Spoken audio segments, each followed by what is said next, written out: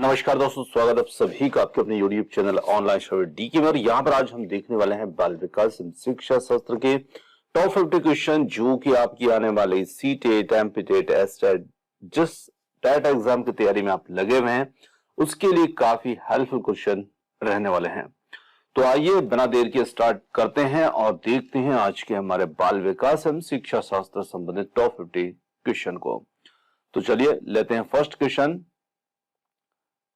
देखिए first question है, बालकों के विकास में सामाजिक संपर्क का क्या महत्व है। अब यहां पर क्वेश्चन में ही हमारा जो प्रश्न होता है उसका उत्तर जो होता है वो छुपा रहता है। देखिए सामाजिक संपर्क, अब जनरली हम देखते हैं तो सामाजिक संपर्क जब हम किसी से करते हैं तो हमारे अंदर क्या बदलाव, उस विचारों के बदलाव हमें देखने को मिलते हैं, कई तरह की चीजें हमें देखने को मिलती है। तो वैसे ही यहाँ पर बालकों के विकास में सामाजिक संपर्क का क्या महत्व होगा, इसके लिए 4 विकल्प हमारे इस प्रकार से हैं। बच्चों के लिए सामाजिक संपर्क कोई महत्व नहीं रखता। देखिए ये तो सीधा सीधा गलत है। और दूसरा है, यहाँ पर बच्चों के सामाजिक संपर्क के कारण उनका मानसिक और भावनात्मक विकास होता है। ये क्वेश्चन का जो विकल्प है ये बिल्कुल सही बात इसमें कर रहा है, मानसिक और भावनात्मक विकास होता है। इसी के साथ में सी विकल्प को देखें तो बच्चों के विकास में केवल शारीरिक गतिविधियां ही महत्वपूर्ण होती है, ये भी सरासर गलत है। और डी है, बच्चों को समाज से अलग रखना उनके विकास के लिए बेहतर होता है, ये भी सरासर गलत है। बिना समाज के हम बेहतर विकास नहीं कर सकते हैं। तो यहाँ पर बी विकल्प एकमात्र ऐसा विकल्प है जो यहाँ पर सही बात इसमें कर रहा है। तो यहाँ पर सामाजिक संपर्क के कारण उनका मानसिक और भावनात्मक विकास होता है। जिस प्रकार से हमारा भी मानसिक और भावनात्मक विकास होता है उस प्रकार से बच्चों के लिए भी सामाजिक संपर्क बेहद जरूरी है। तो बी विकल्प के साथ चलते हैं अगले प्रश्न पर। अगला प्रश्न देखिए, प्राकृतिक अधिगम जो होता है, नेचुरल लर्निंग का क्या अर्थ होता है। तो ये केवल स्कूल की किताबों से सीखना होता है या फिर बच्चों के द्वारा अपने आसपास के वातावरण से स्वतंत्र रूप से ज्ञान प्राप्त करना है, या फिर सी बच्चों को सीमित वातावरण में रहकर सीखने के लिए मजबूर करना, और डी है केवल निर्देशित पाठ्यक्रम से सीखना। तो देखिए जो प्राकृतिक अधिगम है, नाम से ही यहां पर आप स्पष्ट कर पा रहे होंगे कि प्राकृतिक अधिगम का मतलब है नेचुरल लर्निंग। और नेचुरल लर्निंग हम कब करते हैं, जब हम हमारे आसपास के वातावरण से सीखते हैं। हम तो उसी प्रकार से प्रश्न यहां पर, बच्चों के द्वारा अपने आसपास के वातावरण से स्वतंत्र रूप से ज्ञान प्राप्त जब बच्चे करते हैं उसी को यहां पर कहा जाएगा नेचुरल लर्निंग, प्राकृतिक अधिगम। तो ऑप्शन बी यहां पर हमारा उत्तर होगा।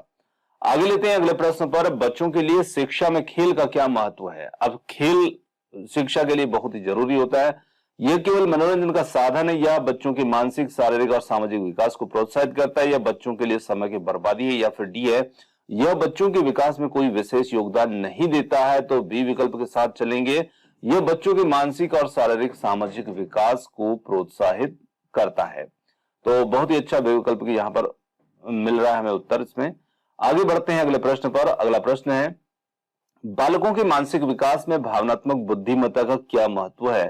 तो यहां पर यह केवल बच्चों के सामाजिक कौशल को प्रभावित करता है, या बच्चों को अपनी भावनाओं को समझने में और नियंत्रित करने में मदद करता है, और सी या बच्चों के ज्ञान के विकास में कोई मदद नहीं करता, डी यह केवल बच्चों के शारीरिक विकास को प्रभावित करता है। तो देखिए यहां पर बात हो रही है भावनात्मक बुद्धिमत्ता की, और भावनात्मक बुद्धिमत्ता यह बच्चों को अपनी भावनाओं को समझने और नियंत्रित करने में मदद करता है। तो बिल्कुल यहां पर बी विकल्प हमारा इसमें उत्तर हो जाएगा। आगे चलते हैं, व्यक्तित्व विकास के संदर्भ में कौन सा तत्व यहां पर सबसे महत्वपूर्ण होगा। तो यहां पर सबसे महत्वपूर्ण तत्व इसमें शामिल होगा शारीरिक विकास, सामाजिक और मानसिक विकास, केवल शैक्षिक सफलता, डी है शारीरिक ताकत। तो देखिए व्यक्तित्व विकास के संदर्भ में कौन सा तत्व यहां पर, तो वो होगा सामाजिक और मानसिक विकास, यहां पर हमारा उत्तर। आगे लेते हैं अगले प्रश्न को, किस प्रकार की शैक्षिक व्यवस्था में बच्चों को अपनी रचनात्मक और स्वतंत्र सोच को बढ़ावा देने में मदद करती है। तो यहां पर किस प्रकार की शैक्षिक व्यवस्था बच्चों को अपनी रचनात्मक और स्वतंत्र सोच को बढ़ावा देने में मदद करती है। पारंपरिक और कठोर शिक्षण विधियां, विद्यार्थी केंद्रित और स्वतंत्र शिक्षा, या फिर परीक्षा आधारित शिक्षा, डी है केवल नियमों के आधार पर शिक्षा। तो देखिए, जिस प्रकार की शिक्षक व्यवस्था बच्चों में रचनात्मकता और स्वतंत्र सोच को बढ़ावा देने में मदद करेगी, वो यहां पर रहने वाली है विद्यार्थी केंद्रित और स्वतंत्र शिक्षा। यहां पर हमारा इसमें उत्तर होगा। चलिए आगे बढ़ते हैं अगले प्रश्न पर। अगला प्रश्न है, zone of proximal development ZPD किसका सिद्धांत है और इसका मुख्य उद्देश्य क्या है? पियाजे आत्मकेंद्रित भाषा, ब्रूनर खोज आधारित अधिगम, वाइगोत्स्की छात्र की क्षमता को समर्थन के द्वारा आगे बढ़ाना, या स्किनर प्रबलन द्वारा सीखना। तो यहां पर उत्तर हो जाएगा वाइगोत्स्की, ऑप्शन सी यहां पर इसका उत्तर होगा। और इसका मुख्य उद्देश्य की बात की जाए तो छात्र की क्षमता को समर्थन के द्वारा यहां पर आगे बढ़ाना। आगे बढ़ते हैं अगले प्रश्न पर। यदि एक शिक्षक यह मानता है कि बच्चे खाली पात्र हैं और उन्हें केवल सूचना भरनी है, तो यह किस शिक्षण दृष्टिकोण को मानता है? तो यहां पर हम कह सकते हैं कि ये यहां पर व्यवहारवादी, ऑप्शन नंबर बी हमारा इसमें उत्तर होगा। अगला क्वेश्चन है, किस स्थिति में अधिगम बाधित हो सकता है जब शिक्षक अधिगम को रुचिकर बनाए? देखिए, जब शिक्षक रुचिकर बनाएगा तब तो अधिगम बाधित होगा ही नहीं। बी है, जब छात्रों को आत्म अभिव्यक्ति का अवसर मिले तो तब भी बाधित नहीं हो सकता है। सी है, केवल छात्र जब रट्टा मारकर सीखते हैं। और डी है, जब शिक्षक प्रेरित करता है। देखिए, शिक्षक प्रेरित करेगा तब भी अधिगम बाधित नहीं होगा, परंतु जब छात्र केवल रट्टा मारकर सीखेंगे तो उस स्थिति में जो अधिगम होगा वो यहां पर बाधित होगा। तो ऑप्शन सी यहां पर जो होगा हमारा उत्तर होगा। अगला प्रश्न है, सीटेट जैसी परीक्षा में एक अच्छे शिक्षक की पहचान क्या मानी जाती है? तो यहां पर जो पाठ्य पुस्तक से बाहर नहीं पढ़ाता हो, या जो छात्रों को सोचने की क्षमता विकसित करता है, जो ज्यादा होमवर्क देता है, जो ज्यादा कठोर अनुशासन बनाए रखता है, तो यहां पर हम कह सकते हैं सीटेट जैसी परीक्षा में एक अच्छे शिक्षक की पहचान जो मानी जाती है वो मानी जाती है जो छात्रों को सोचने की क्षमता को विकसित करता है। तो ऑप्शन बी यहां पर होगा हमारा इसमें उत्तर। आगे देखिए, ऑब्जर्वेशन लर्निंग, पर्यवेक्षण द्वारा अधिगम का सिद्धांत जो है ये किसने दिया? तो यहां पर सिद्धांत को देने वाले स्किनर, पियाजे, बैंडुरा या कोलबर्ग। तो ये सिद्धांत देने वाले जो थे वो थे यहां पर ऑप्शन सी के साथ में बैंडुरा। अगला प्रश्न है, यदि एक बच्चा कहता है कि अगर मैं ऐसा करूंगा तो मां मुझसे नाराज हो जाएगी, तो वह कोलबर्ग के किस स्तर पर यहां पर है? पूर्व परंपरागत, परंपरागत, उत्तर परंपरागत या फिर है स्वायत्त स्तर पर? तो यहां पर वो होगा परंपरागत स्तर पर। चलिए आगे लेते हैं अगले प्रश्न को। शिक्षण वह प्रक्रिया है जिसमें शिक्षक और छात्र दोनों एक दूसरे से सीखते हैं। यह विचार किस दर्शन से मेल खाता है? तो ये व्यवहारवाद, रचनावाद, मानववाद या परंपरावाद। तो देखिए, शिक्षण वो प्रक्रिया है जिसमें शिक्षक छात्र एक दूसरे से सीखते हैं। यह विचार रचनावाद की दर्शन से मेल खाएगा। तो यहां पर ऑप्शन बी होगा उत्तर। आगे लेते हैं अगले प्रश्न पर। बच्चों में आत्मनियंत्रण को विकसित करने के लिए एक शिक्षक को क्या करना चाहिए? तो यहां पर हम कह सकते हैं बच्चों को स्वतंत्र निर्णय लेने के अवसर देना, अधिक सजा देना, केवल निर्देश देना या केवल पाठ्य पुस्तक से पढ़ाना। तो यहां पर हम कह सकते हैं बच्चों को स्वतंत्र निर्णय लेने के अवसर देना, ये यहां पर बच्चों में आत्मनियंत्रण विकसित करने के लिए एक शिक्षक को करना चाहिए। चलिए आगे लेते हैं अगले प्रश्न को। अगला क्वेश्चन आता है यहां पर, मल्टीपल इंटेलिजेंसी किसका सिद्धांत है? रॉबर्ट गेने, हावर्ड गार्डनर, लेव वाइगोत्स्की या फिर है एरिक एरिक्सन। तो देखिए, मल्टीपल इंटेलिजेंसी ये सिद्धांत जो देने वाले थे वो थे हावर्ड गार्डनर। बहुबुद्धि सिद्धांत के अनुसार ये सिद्धांत जो है हावर्ड गार्डनर का होगा। आगे देखिए, अगला प्रश्न आता है, रचनात्मक बच्चे की मुख्य विशेषता क्या होती है? देखिए, एक रचनात्मक बच्चा जो होता है उसकी मुख्य विशेषता क्या होती है? वह शिक्षक की हर बात मानता है, वह प्रश्न करता है और नए समाधान खोजता है, वह अकेले रहना पसंद करता है या वह बहुत चुपचाप रहता है। तो वह प्रश्न करता है और नए समाधान भी खोजता है। तो यहां पर यही बच्चा रचनात्मक बच्चा होगा। ऑप्शन नंबर बी यहां पर हमारा इसमें उत्तर होगा। आगे लेते हैं, किस मनोवैज्ञानिक ने मन की भाषा को सीखने की कुंजी माना है? तो यहां पर है स्किनर, फ्रायड, वाइगोत्स्की या ब्रूनर। तो उत्तर बन जाएगा ऑप्शन नंबर सी, वाइगोत्स्की यहां पर जो है मन की भाषा को सीखने की कुंजी माना है। यदि एक छात्र लगातार गलत उत्तर देता है तो शिक्षक को सबसे पहले क्या करना चाहिए? तो यदि एक छात्र लगातार गलत उत्तर देता है तो शिक्षक को उसे डांटना चाहिए, उसकी परीक्षा रद्द करना, उसके उत्तर को सोच समझकर उसकी सोच की प्रक्रिया को जानना या उसे क्लास से निकाल देना। तो यहां पर हम कह सकते हैं, जब एक छात्र लगातार गलत उत्तर देता है तो शिक्षक को सबसे पहले क्या करना चाहिए? तो शिक्षक को उसके उत्तर को समझकर उसकी सोच की प्रक्रिया को जानने की कोशिश करना चाहिए कि आखिर छात्र जो है गलत उत्तर क्यों सोच पा रहा है, क्यों दे रहा है। तो यहां पर शिक्षक को उसकी उत्तर को समझकर उसकी सोच की प्रक्रिया को जानने का प्रयास करना चाहिए। ऑप्शन सी होगा यहां पर उत्तर। आगे देखिए, पहले बच्चे का समझीकरण एजेंट कौन होता है, या एजेंसी भी कह सकते हैं? विद्यालय, समाज, मित्र या परिवार? तो यहां पर उत्तर बन जाता है परिवार। ये पहला समाजीकरण एजेंट होता है परिवार, क्योंकि बच्चा यहीं से समाजीकरण का गुण सर्वप्रथम जो होता है वो सीखता है। आगे देखिए, यदि एक शिक्षक छात्रों को पूर्व ज्ञान को पहचान करके पढ़ाता है तो वह किस शिक्षण पद्धति का पालन यहां पर कर रहा है? व्यवहारवाद, रचनावाद, मानववाद या फिर प्रणालीगत? तो यहां पर हम कह सकते हैं वो रचनावाद शिक्षण पद्धति का पालन यहां पर कर रहा है। तो ऑप्शन नंबर बी यहां पर उत्तर होगा। आगे देखिए, अगला प्रश्न आता है, डिफरेंशिएटेड इंस्ट्रक्शन का मुख्य उद्देश्य जो होता है वो क्या होता है? सभी छात्रों को एक ही तरह से पढ़ाना, छात्रों के स्तर, शैली और गति के अनुसार शिक्षण करना, कठिन विषयों को छोड़ देना, अधिक होमवर्क देना। तो यहां पर हम कह सकते हैं कि जो विविध शिक्षण होता है इसका मुख्य उद्देश्य होता है छात्रों को के स्तर, शैली और गति के अनुसार यहां पर शिक्षण करना। ऑप्शन बी हमारा उत्तर होगा। आगे देखिए, एरिक्सन के मनोसामाजिक विकास सिद्धांत के अनुसार किशोर अवस्था में मुख्य संघर्ष क्या होता है? आत्मनिर्भरता बनाम संदेह, पहल बनाम अपराध बोध, पहचान बनाम भूमिका भ्रम, और डी है उद्योग बनाम हीनता।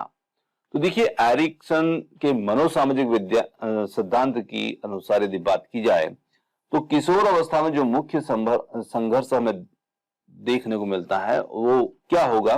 तो वो होगा यहां पर पहचान बनाम भूमिका भ्रम। ऑप्शन सी होगा यहां पर उत्तर। अगला प्रश्न आता है, मैनेज्ड फ्लोर टाइम तकनीक किस विशेष आवश्यकता वाले बच्चों के लिए अधिक उपयोगी होती है? श्रवण बाधित, ऑटिज्म स्पेक्ट्रम डिसऑर्डर या फिर दृष्टि बाधित या बौद्धिक अक्षमता? तो यहां पर हम कह सकते हैं ऑटिज्म स्पेक्ट्रम डिसऑर्डर जो होता है यह तकनीक इन बच्चों के लिए उपयोगी होती है। तो ऑप्शन बी यहां पर उत्तर होगा। आगे देखिए, अगर एक शिक्षक बच्चों के अनुभवों को कक्षा में जोड़ता है तो यह किस सिद्धांत का प्रयोग है? तो यहां पर हम कह सकते हैं ब्रूनर का स्पाइरल पाठ्यक्रम, पियाजे का स्वनिर्माण सिद्धांत या कोल्बे का अनुभव आधारित अधिगम, स्किनर का प्रबलन सिद्धांत। तो यहां पर होगा ऑप्शन नंबर सी, कोल्बे का अनुभव आधारित अधिगम। कंस्ट्रक्टिविज्म सिद्धांत के अनुसार शिक्षा का उद्देश्य क्या होना चाहिए? शिक्षक का नियंत्रण, छात्र की सक्रिय भागीदारी द्वारा ज्ञान निर्माण, पाठ्य पुस्तक आधारित रटंत विद्या या मूल्यांकन केंद्रित अधिगम। तो यहां पर हम कह सकते हैं छात्र की सक्रिय भागीदारी के द्वारा ज्ञान निर्माण ये यहां पर होना चाहिए। ऑप्शन नंबर बी यहां पर उत्तर होगा। आगे देखिए, कौन सी अधिगम अक्षमता केवल गणित में ही देखने को मिलती है? यहां पर डिस्लेक्सिया, डिस्ग्राफिया, डिस्कैलकुलिया या ADHD? तो डिस्कैलकुलिया जो होता है यही मात्र अधिगम अक्षमता जो है केवल गणित में देखने को मिलती है, बाकी तीनों नहीं। आगे देखिए, यहां पर जब कोई बच्चा यह कहता है कि मैंने कोशिश की लेकिन मैं हमेशा असफल होता हूं, तो यह किस मनोवैज्ञानिक स्थिति को दर्शाता है? तो यहां पर हम कह सकते हैं आत्मसंवेग, सीखी हुई लाचारी, उच्च प्रेरणा या फिर लक्ष्य निर्धारण। तो जब कोई बच्चा कहता है कि मैंने कोशिश की लेकिन मैं हमेशा असफल होता हूं, तो यह सीखी हुई लाचारी को दर्शाता है। ऑप्शन नंबर बी यहां पर उत्तर होगा। आगे लेते हैं अगले प्रश्न को कि सिद्धांत के अनुसार बच्चे वस्तुओं को अपनी भाषा और अनुभवों के आधार पर समझते हैं। तो यहां पर है पियाजे का संज्ञानात्मक विकास सिद्धांत, स्किनर का अधिगम सिद्धांत, कोलबर्ग का नैतिक विकास या फिर बिनेट का बुद्धि सिद्धांत है। तो यहां पर हम कह सकते हैं पियाजे का संज्ञानात्मक विकास सिद्धांत, जिस सिद्धांत के अनुसार बच्चे अपनी वस्तुओं को अपनी भाषा और अनुभवों के आधार पर समझते हैं, वो होगा पियाजे का संज्ञानात्मक विकास सिद्धांत है। यदि कोई छात्र लगातार शिक्षक से प्रशंसा चाहता है तो वह किस प्रेरणा से संचालित हो रहा है? तो यहां पर हम कह सकते हैं कि वह यदि शिक्षक से लगातार प्रशंसा चाहता है तो वो आंतरिक, बाह्य, सामाजिक अधिगम प्रेरणा, तो वो बच्चा यहां पर बाह्य प्रेरणा से संचालित हो रहा है और विकल्प बी होगा यहां पर उत्तर। आगे लेते हैं अगले प्रश्न पर, रेडीनेस फॉर लर्निंग का क्या तात्पर्य होगा? तो यहां पर बच्चा स्कूल जाने के लिए तैयार है, बच्चा मानसिक, शारीरिक और सामाजिक रूप से अधिगम के लिए तैयार है, बच्चा होमवर्क कर सके, बच्चा बिना गलती के लिख सके। देखिए रेडीनेस फॉर लर्निंग का तात्पर्य यहां पर जो होगा वो होगा बच्चा मानसिक, शारीरिक और सामाजिक रूप से अधिगम के लिए तैयार हो। तो ऑप्शन बी यहां पर उत्तर होगा। चलिए आगे लेते हैं प्रश्न अगला, बच्चों के लिए मनोवैज्ञानिक सुरक्षा का क्या मतलब है? जब वे अपनी भावनाओं को खुले रूप में व्यक्त कर सके, जब वे हमेशा सही होते हैं, जब वे अपनी शारीरिक ताकत को बढ़ा सकते हैं, डी है जब उनके पास कोई मानसिक तनाव नहीं होता है। तो यहां पर हम कह सकते हैं जब वे अपनी भावनाओं को खुले रूप में व्यक्त कर सके, यह बच्चों के लिए मनोवैज्ञानिक सुरक्षा का मतलब होगा। ऑप्शन नंबर ए यहां पर उत्तर होगा। किस मनोवैज्ञानिक ने सामाजिक सीखने का सिद्धांत जो था यह प्रस्तुत किया था? तो यहां पर एडवर्ड थार्नडाइक, बेंडूरा, पियाजे या कोलबर्ग। तो यहां पर उत्तर हो जाएगा बेंडूरा, जिन्होंने सीखने का सामाजिक सिद्धांत प्रस्तुत किया था। आगे देखिए, नैतिक निर्णय बनाने के लिए बच्चों में किस प्रकार की सोच जो है विकसित करना चाहिए? निरंतर आत्ममूल्यांकन, सभी से सीखने की प्रवृत्ति, शुद्ध तर्कशीलता और अन्य लोगों के दृष्टिकोण को समझने की क्षमता, डी है केवल नियमों का पालन करना। तो यहां पर हम कह सकते हैं कि नैतिक निर्णय बनाने के लिए बच्चों में शुद्ध तर्कशीलता और अन्य लोगों के दृष्टिकोण को समझने की क्षमता होना चाहिए।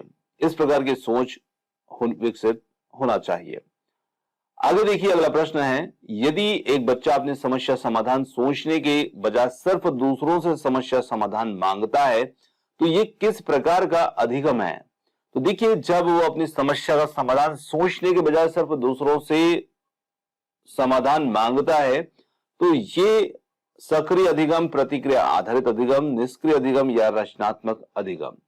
तो यहां पर ये जो अधिगम होगा ये आएगा निष्क्रिय अधिगम की श्रेणी में और विकल्प सी होगा यहां पर उत्तर।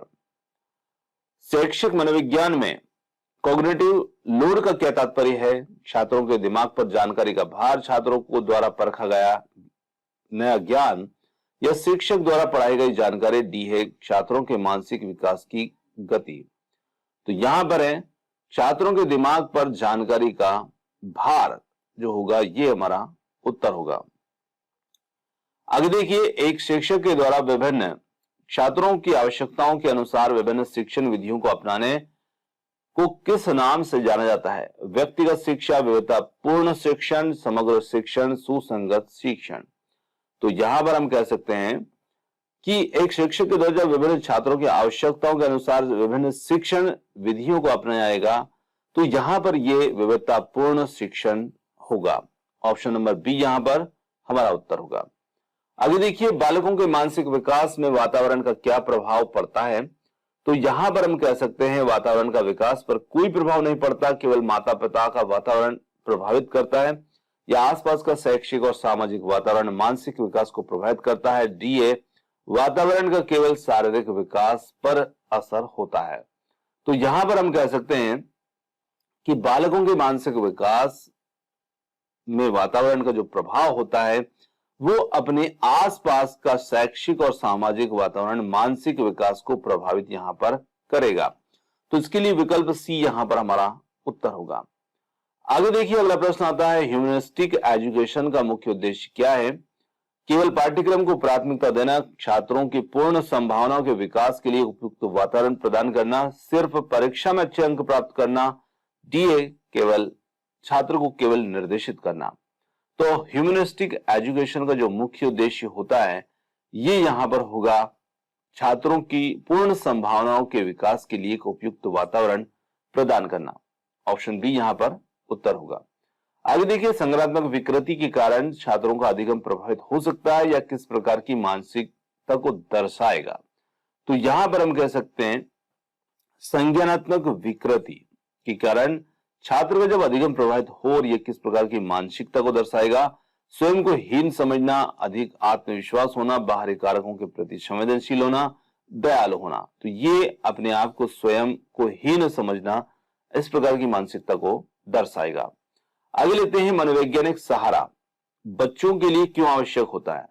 ताकि बच्चों को सिर्फ शारीरिक विकास में मदद मिल सके, ताकि बच्चों की मानसिक स्थिति में सुधार हो सके, और सी है ताकि बच्चों को हर स्थिति में सही निर्देश मिल सके, और डी आता है ताकि बच्चों को आदर्श नागरिक बनाया जा सके। तो यहां पर हम कह सकते हैं कि बच्चों की मानसिक स्थिति में सुधार हो सके, इसलिए मनोवैज्ञानिक सहारा बच्चों के लिए आवश्यक होगा। आगे देखिए, किस सिद्धांत के अनुसार बच्चों के विकास में सामाजिक और सांस्कृतिक कारकों का महत्वपूर्ण प्रभाव पड़ता है? तो यहां पर है पियाजे का संज्ञानात्मक विकास, वाइगोत्स्की का सामाजिक सांस्कृतिक विकास सिद्धांत, सी है फ्रायड का मनोविश्लेषणात्मक सिद्धांत, डी है स्किनर का व्यवहारवाद सिद्धांत। तो यहां पर हम कह सकते हैं वाइगोत्स्की का सामाजिक सांस्कृतिक विकास सिद्धांत, ये हमारा इसमें उत्तर होगा, जिसमें बच्चों के विकास में सामाजिक और सांस्कृतिक कारकों का महत्वपूर्ण प्रभाव पड़ता है। आगे लेते हैं, किस मनोवैज्ञानिक ने बच्चों के मूल्यांकन में एक प्रमुख भूमिका को स्थापित किया, जिसमें उन्होंने पाया कि बच्चे अपने आंतरिक और बाहरी तत्वों के बीच संतुलन बनाए रखते हैं? तो यहां पर हम कह सकते हैं पियाजे, वेंडोरा, कोलबर्ग या ब्रूनर। तो सही उत्तर यहां पर होगा पियाजे। इन्होंने एक प्रमुख भूमिका को स्थापित किया है, जिसमें उन्होंने पाया है कि बच्चे अपने आंतरिक और बाहरी तत्वों के बीच संतुलन बनाए रखते हैं। समझने का अभ्यास बच्चों के लिए सबसे अधिक किस प्रकार से लाभकारी होगा? जब वे परखा हुआ ज्ञान इस्तेमाल करते हैं, जब वे केवल पाठ्य पुस्तक पर निर्भर रहते हैं, या सी है जब उन्हें अधिक से अधिक होमवर्क दिया जाता है, और डी है जब वे नकल करते हैं? तो यहां पर हम कह सकते हैं जब वे अपने परखा हुआ ज्ञान को इस्तेमाल करते हैं, तब समझने का अभ्यास जो है वो सबसे अधिक उनके लिए लाभकारी होगा। तो ऑप्शन ए यहां पर उत्तर होगा। आगे लेते हैं अगला प्रश्न, आपका स्वभाव क्या बच्चों के सीखने के तरीकों को प्रभावित करता है? नहीं, बच्चे हमेशा एक जैसा ही सीखते हैं। तो ये तो सरासर गलत है। बी है हाँ, बच्चों के स्वभाव उनके सीखने के तरीके को प्रभावित करता है। सी है केवल शारीरिक गतिविधियों पर निर्भर करता है, और डी है केवल शिक्षक के तरीके पर निर्भर करता है। तो यहां पर हम कह सकते हैं कि हाँ, ये बच्चों को प्रभावित करता है। बच्चों का स्वभाव उनके सीखने के तरीके को प्रभावित करता है। आगे देखिए, वह कौन सा वातावरण है जो बच्चों के मानसिक विकास के लिए सबसे सहायक होता है? तो यहां पर हम कह सकते हैं शिक्षकों से केवल आदेश मिलना, ऐसा वातावरण जहां बच्चे अपनी पसंद के अनुसार सीख सकते हैं, ऐसा वातावरण जिसमें बच्चों के लिए बहुत सारे नियम हो, ऐसा वातावरण जहां बच्चों को जटिल समस्याएं दी जाती है।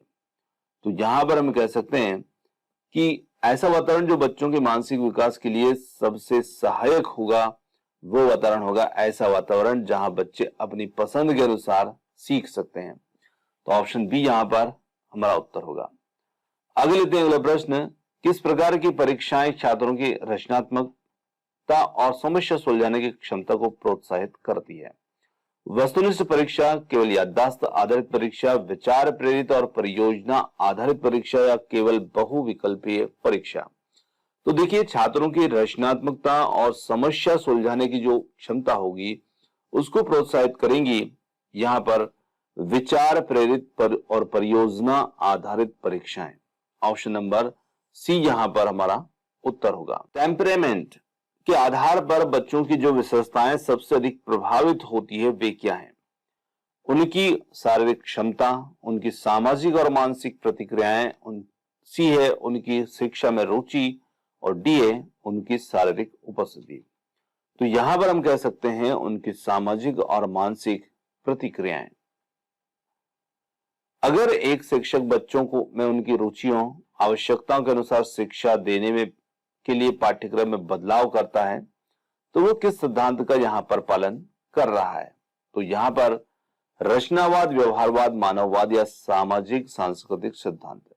तो यहां पर हम कह सकते हैं कि अगर एक शिक्षक बच्चों को उनकी रुचि, उनकी आवश्यकता और उनके अनुसार शिक्षा देने के लिए पाठ्यक्रम में बदलाव करता है तो शिक्षक यहां पर रचनावादी सिद्धांत का पालन कर रहा है। तो ऑप्शन ए यहां पर हमारा उत्तर होगा।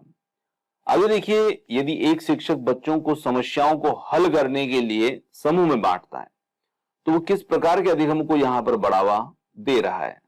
सक्रिय, पारंपरिक, याददाश्त आधारित या मूल्यांकन आधारित?